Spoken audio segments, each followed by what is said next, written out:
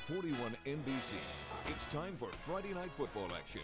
You're in the end zone, insured by 1-800-SAFE-AUTO. Drive more, spend less. Call or click today for a free quote. Also brought to you by 5-Star Automotive. And good evening, everyone. Welcome to the End Zone, brought to you by Safe Auto. I'm Bill Shanks from Fox Sports 1670 AM in Macon. Tonight we've got week 7 of the high school football season. Check out our scoreboard at the bottom of the screen all during the show. And later we'll have our game of the week, Twiggs County at FPD. We start with GISA action. Stratford hosted Trinity Christian from Sharpsburg tonight. The Eagles beat Edmund Burke last week to go to 3-2 on the season. This was the Region 2 AAA opener for both teams. Here we go to Eagle Field for our first video of the night, where they had a great crowd on hand. Some Hall of Famers were there for Stratford. First quarter, Stratford with the ball. Trinity Christian for 45-yard line. John Mitchell keeps it for a nice run for 11. Then Mitchell on the next play will go back to pass. They're on about the 28. He's looking for 6, but he's going to be picked off by D. Snelling. But watch this. Here comes Colby Pierce for our forward hit of the week. Boom! Oh, that hurt. And despite his dad rooting for Florida, he still did that. That's our forward hit of the week right there. Way to go, Colby. Lions trying to drive. Snelling gets the pitch. He's met at the line by a host of Eagle defenders. Now watch this. The Eagles have it in their territory. First quarter still, but it gets away on the bad snap. Simmons kicks it out of bounds. That's 2 points for the Lions, and it's 2-0. Stratford down in the game. So the Eagles stalled again. They went on defense, but the Lions hand off, and there's Caleb Samuel with a nice play on defense. Then another punt here. It was a punt fest. Trinity Christian couldn't handle it. Greer Smith makes a nice play, and the Eagles get good field position. It took only 3 plays, and John Mitchell, the quarterback, went to work and got it done. Nice run coming up here by Mitchell. And on the left end zone, he's got it for 6 points for Stratford. The PAT would make it 7-2 with about 10 minutes left to go in the half right there. Lions with a 4th down play coming up right here late in the first half. 4th and 6 on the Stratford 12. Time running out. Adams goes the air. And D. Snelling again. Great catch right there in the corner of the end zone for a touchdown for Trinity Christian.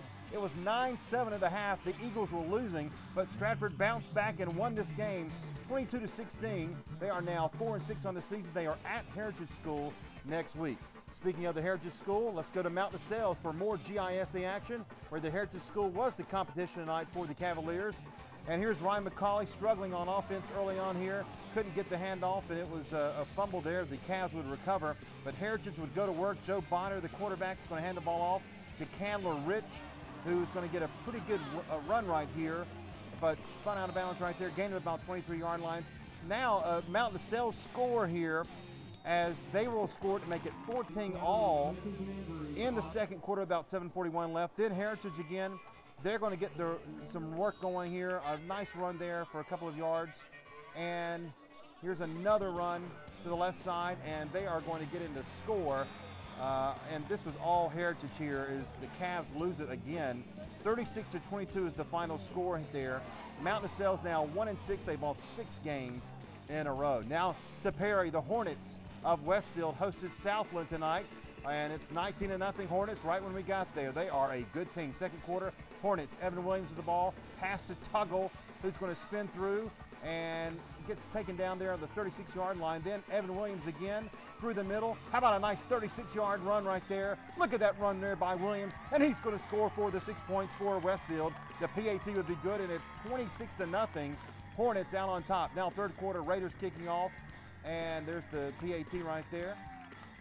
And that makes it 26-0. Now, the Raiders kicking off. Watch Reed Hudson. He's going to catch the ball for Westfield on about the 42-yard line. Gets about 30 yards there before being taken down. Good run back for Westfield. Then Williams will go to work again. Evan Williams gets the ball. Tuggle gets taken down right there. And on 4th down, they would have to go for a field goal. And the Hornets would get it for another 3 points, and that made it 31-0. This was all Westfield. This is a good team right here. 38-0 is the final score. They are now 6-0 on the season, and they've got a big test next week in Albany against Deerfield Windsor. All right, up next, action from the GHSA. Home games for Houston County and Northeast. More of the End Zone presented by Safe Auto right after this. You're watching the End Zone with Bill Shanks. Welcome back to the End Zone, insured by 1-800-SAFE-AUTO. Hit of the Week is brought to you by Ford. And welcome back. I'm Bill Shanks. Houston County right in the middle of a tough schedule right now. Last week the Bears lost to Northside 41-3. They'll turn around and play Warner Robins at McConnell Talbot Stadium next week. But first they had to deal with Lakeside from Evans. Both teams were 2-3 coming into this Region 2 5A game. Here we go to McConnell Talbot Stadium for the Panthers and the Bears. And we got some action early on. First quarter, Houston County with the ball. Kenny Gant gets the ball, runs up for a little small gain right there. Then Teisler gets the ball, runs up left side, gets tripped up, fumbles, and it's recovered by the Panthers. And Lakeside would get it going. Tanner Brissell passes to number 20, doesn't get very far right there. Good defense for the Bears. Then Josh Jones gets the ball, tries to run him up the middle, but Houston County playing tough. Here's a big play for the Bears right here. Brissell throwing it, but it's going to be intercepted by Brinston Lindsay for Houston County. Bears get going. Teisler with the ball, runs up left side, gets about 25 yards before Roundtree will push him out of the bounds right there. Then on the fourth down, Houston County would have to punt the ball.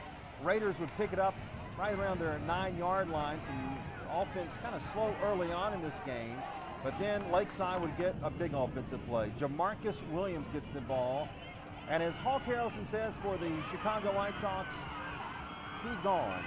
How about 89 yards for the touchdown, 30, 20, 25, 25, 20, and he's in that red zone and scores for Lakeside. They win it 37-35 tonight over the Bears. They are now 2-4, and again, they are at Warner Robins for a big game next week. Now back to Macon. Northeast hosted Taylor County in Region 4 AA action, and we get some action going on right here with the Vikings from Taylor County visiting. Northeast goes to work after a slow first quarter, tied at 0. No score here. Davion Anderson finds Corey Denson for about a 25-yard gain, but it's coming back. Holding penalty, and it would come back there, but no problem for Northeast. Anderson goes to the air again on 3rd and 22 as he scrambles to his right, throws across his body and gets Drake Light. Northeast would convert on 4th and short after that. Then on first down, Anderson rolls left, passes DeAndre Midell. Around the end, he breaks it through tackles, and he's going to score for the touchdown. He's going to score for the touchdown, 31 yards. Extra point made it 7-0. Northeast out on top. Later in the second, now down 7. Taylor County driving inside the Northeast 30, but James Whitman, is intercepted by Khalil West, and Taylor County struggled offensively all night. Then under a minute left in the first half, Northeast with the ball again. Anderson's going to dump it off to Darius Jackson, and he's going to make a nice run right here. Watch this. A couple of good moves right there. Ooh, stiff arm, and he gets down to 23. Next play, Anderson finds White again, and he's going to break a tackle and get into the end zone. Northeast was up 14-0 after the extra point. Second half action now. Darius Jackson again will get going, takes the handoff, and he's going to go 57 yards for the touchdown. Raiders up 21-0. They win it 35-7. Big win for Northeast. They move to 5-1, 2-1 in the region. Taylor County falls to 3-3. Our game of the week is next. Twiggs County and FPD right after this. You're watching the End Zone on 41 NBC. Welcome back to the End Zone, insured by 1-800-SAFE-AUTO. The Drive of the Week is brought to you by 5-Star Automotive. Our Safe Auto game of the week tonight, Twiggs County at FPD. The Cobras were 1-4 coming into tonight's game under the new direction of new head coach Jeb Stewart. They had lost 2 in a row and were giving up a ton of points so far this season. The Vikings beat down GMC last week 31-7, so they were ready for their first meeting ever against Twiggs County in this Region 7 single-A game. Here we go. Let's head out to George S. Johnson Memorial Stadium for the action of this game in front of a big crowd on a great night for football. Not getting too cold yet. Still pretty good fall weather. All right, here we go for some action right here. As it was a great group of fans. Vikings fans always pack that stadium and blow their horn. How about that? All right, here we go. Here's the kickoff right here. And really, FPD played good defense early on, and then they got the ball, couldn't do anything with it. They'd have to punt it away to Twiggs County early on. Twiggs would get going, but the FPD defense was too tough. Here's a couple of running plays. Left side, nowhere for Twiggs County. The Cobras running into some trouble. Here's a play now, a little handoff. Try the right side. Nope, defense too tough for the Vikings. Now, as they punt the ball here, it's going to be a bad snap, and Robbie Watson is going to down this ball at the 1-yard line, and FPD is going to get great field position. And Brooks Stroud keeps the ball and runs it in for 1 yard and a touchdown. The PAT would make it 7-0. The Vikings were out on top, and the crowd was happy early on in this ball game. Twiggs County now gets the ball, but another 3 and out. They could not do anything as the defense for the Vikings is too tough right there. Here's a pass play, incomplete, and they would do another punt. This was partially blocked by Morris. Noah Groover would come up with it, and the Vikings would get it back again. Brooks Stroud would go to work here and really get that offense going for the Vikings as they were doing good stuff. Pitch out to Darren Moore. How about a 10-yard touchdown here on the right side? And after the PAT, that would make it 14-0. He got in there for the score, and the Vikings were up by 2 touchdowns. Twiggs County just could not score on any play at all. Another pass play. Nope, they got it complete, but the defense just too tough for the Vikings. Vikings get the ball back. Brooks Stroud, again, 20 yards in the air. Alec Martin, he's going to score, and it's 21-0. The Vikings out on top. Here's another score right here. Coming up, a 1-yard run by number 6, Will Black for the Vikings. This is going to make it 28-0. Still in the first quarter. Still in the first quarter after the PAT was good. Twiggs County could not do anything at all. Defense for the Vikings is too tough. Here it is, your 5-star drive of the week. Here's a run by Darren Moore for about 5 yards. And watch this play right here now, as Moore's going to take it and give it to Alec Martin, or to Stroud, who gets it to Scott McCormick. That's a little razzle-dazzle. That's your 5-star drive of the week, 35-0. And this was all FPD. Not perfect, but close. 63-21. The Vikings are now 4-2 on the season. Scoreboard is coming up right after this. For local sports talk on the radio, join me from 3 until 6 every weekday afternoon. The Bill Shanks Show on Fox Sports 1670 AM in Macon and online at foxsports1670.com. Plus, check out the morning show with Chucky Olson and Daniel Shirley every morning from 7 until 9. And tomorrow morning is the Saturday scoreboard tomorrow afternoon with the legendary Bobby Pope.